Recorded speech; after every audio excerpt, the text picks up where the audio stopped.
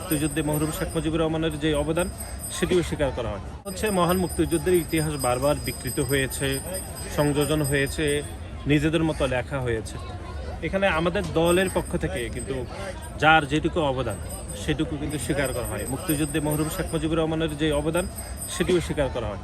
কিন্তু আপনি খেয়াল করে দেখবেন যারা একদলীয় বাকশাল কায়েম করেছিল তারাই মুক্তিযুদ্ধের ইতিহাসকে বিকৃত করেছে। শহীদ প্রেসিডেন্ট জিয়াউর রহমান যে মহান স্বাধীনতার ঘোষণা দিয়েছেন সেটিকে তারা নিজেদের মতো ইতিহাস রচনা করেছিল। কিন্তু আমরা যেটি বারবার বলি যে মানুষ সত্য জানতে চায়, মানুষ সত্য জানে। এখনও আমাদের দেশে মুক্তিযোদ্ধারা জীবিত রয়েছেন যারা রণাঙ্গনে যুদ্ধ করেছেন, তারপরে পাকিস্তানি হানাদার বাহিনীর বিপক্ষে শক্তিশালী প্রতিরোধ গড়ে তুলেছিলেন, তারা এখনও জীবিত রয়েছেন। তারাই প্রকৃত মুক্তিযুদ্ধের দ্বারক বাহক।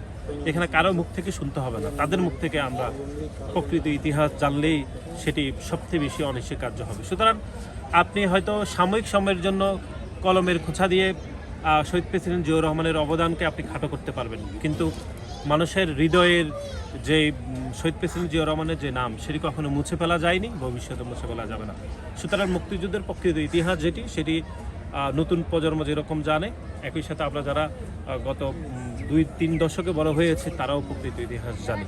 সুতরাং প্রকৃত ইতিহাস জানাও আমি মনে করি এটি সবার জন্য অনেক বেশি তাৎপর্যপূর্ণ। ধন্যবাদ।